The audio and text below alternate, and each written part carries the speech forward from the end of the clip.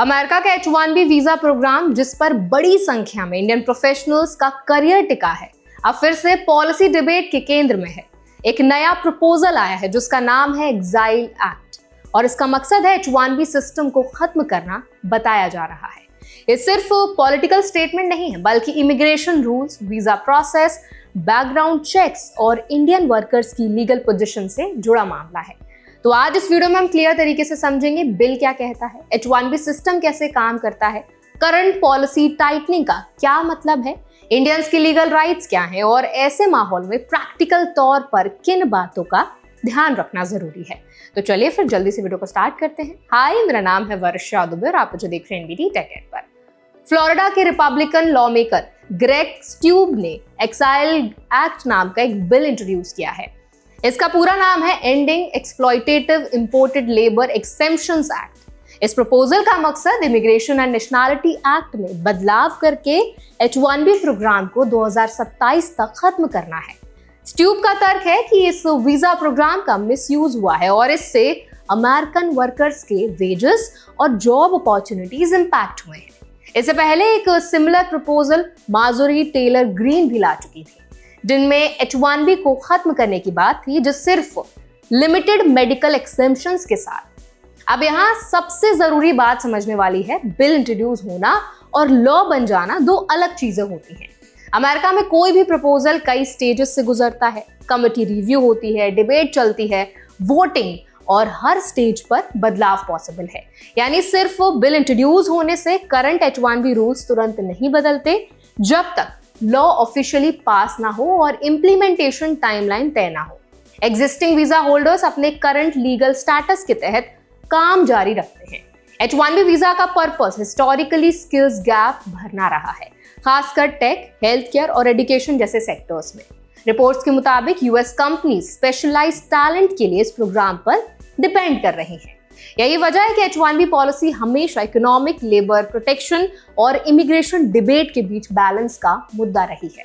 Indian professionals के perspective से सबसे अहम चीज है लीगल स्टेटस क्लैरिटी। अगर कोई बिल फ्यूचर टाइमलाइन की बात करता है तो उसका असर प्रोस्पेक्टिव पॉलिसी पर होता है, एग्जिस्टिंग अप्रूव्ड वीजा पर नहीं, जब तक लॉ एक्सप्लिसिटली रेट्रोएक्टिव चेंज ना करे। इसका मतलब वैलिड H-1B होल्डर्स को पैनिक करने की जरूरत नहीं है, बल्कि इन्फॉर्म्ड रहना बहुत जरूरी है। अब प्रैक्टिकल साइड समझते हैं। H-1B वर्कर्स के legal rights employment contract, employer sponsorship और वीजा वैलिडिटी पर आधारित होते हैं।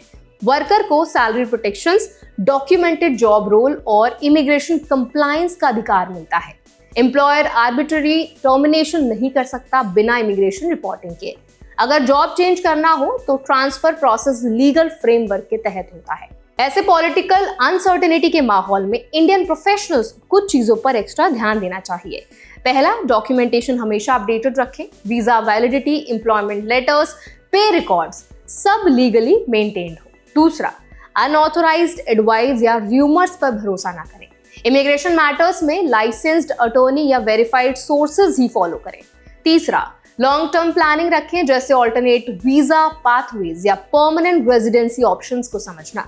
बिल के सपोर्टर्स का कहना है कि प्रोग्राम अमेरिकन वर्कर्स को प्रोटेक्ट करने के लिए रिफॉर्म होना चाहिए। वहीं क्रिटिक्स आर्ग्यू करते हैं कि स्पेशलाइज्ड फॉरेन प्रोफेशनल्स इंडस्ट्री के ग्रोथ में बहुत कंट्रीब्यूट करते हैं। इस डिबेट का आउटकम पॉलिटिकल प्रोसेस तय करेगा, लेकिन वर्कर्स के लिए सबसे जरूरी है लीगल अवेयरनेस। इंडियन कम्युनिटी के लिए समय पैनिक का नहीं, प्रिपरेशन का है। इमिग्रेशन लॉ डायनेमिक होता है, प्रपोजल्स आते रहते हैं, लेकिन एक्चुअल इंप्लीमेंटेशन स्ट्रक्चर्ड प्रोसेस के तहत होता है। जब तक रूल्स ऑफिशियली चेंज ना हो, करंट लीगल फ्रेमवर्क लागू रहता है।